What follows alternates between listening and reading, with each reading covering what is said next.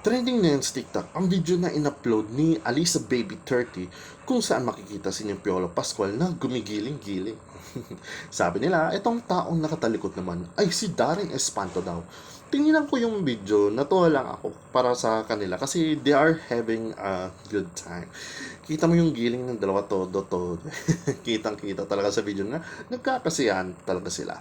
So, mga comment naman mga ilan na tao, hindi raw tumatanda ang itsura ng Piolo. I agree. Sabi ni uploader, sobrang gwapo daw ni Piolo sa personal. Matingnan nga. As if. For sure, lasing yun daw si Piolo. Ako sa karanasan ko, yung mga ganyang galawan kasi, nakainom na yan eh. Ganyan din yung mga galawan ko eh, pag may tama na. Mas malala pa. Sa kabila ng mga magagandang comment, ay meron din mga tao na nagko-comment ng hindi maganda. Come on guys, he's just enjoying his night. Kaya nga, wag naman kayo killjoy. Yan yung kasi tayo, huwag naman kayo tumutol. Grabe naman kayo. Anyways, yun lang ang aking balita for today. Ako si JP, Showbiz Reporting.